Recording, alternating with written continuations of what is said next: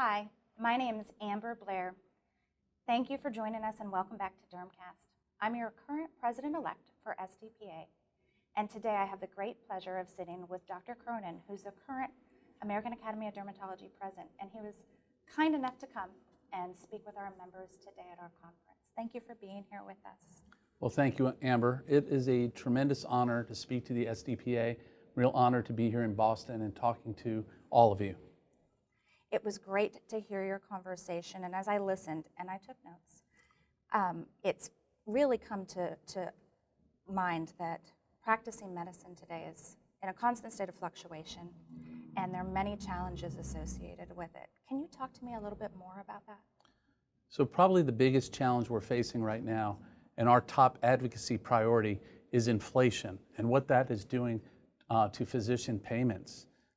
If you look over the last 20 years, you can see that physician payment has not increased. It's basically tried to stay the same, and this is a result of advocacy on the part of the American Academy and organized medicine to prevent the federal government from cutting physician payments. Each year we lobby on the Hill, we talk to congressional leaders to not cut physician payments. And we've felt like we've had some successes in that, but really when you look at it in the big picture over the last 20 years, you see that physician payment has been flat while inflation has been going up, up, and up. So when you look at it, it looks as if over the last 24 years, over the last 20 years, physicians have had a 24% pay cut. But meanwhile, hospitals, nursing homes, pharma, other areas of medicine have been linked to inflation, and they've had a 70% raise over the last 20 years. So something's broken, something needs to be fixed.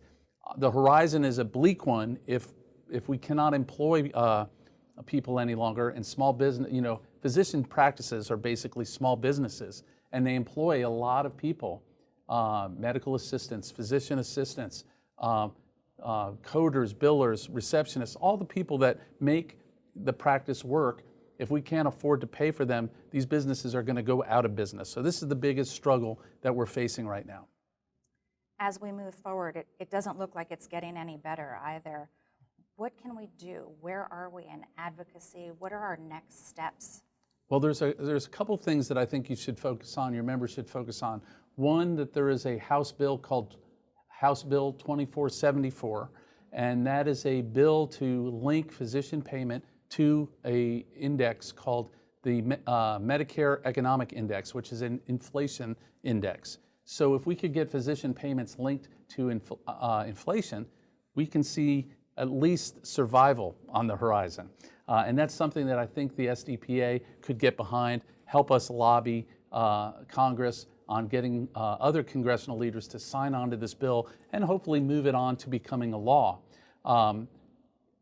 Our members are really tired of business as usual because we haven't gotten anywhere. We've done a lot of stuff, we've worked very, very hard, and they're looking for outside the box kind of ways to get this message to Congress, to get a change that is meaningful, that can save our practices. As a board member on the SDPA, this is definitely something that we would love to put on our agenda, and power in numbers, right? We have over 4,700 members. You add that to all of your members. I think we can help to move mountains. Yeah, we're stronger together. We are definitely stronger together. As we talk about other ways to partner, and as dermatology PAs, we love our relationships with our dermatologist colleagues and really want to continue to move and strengthen them so we can practice team-based medicine and really heighten our ability to provide top-notch quality patient care.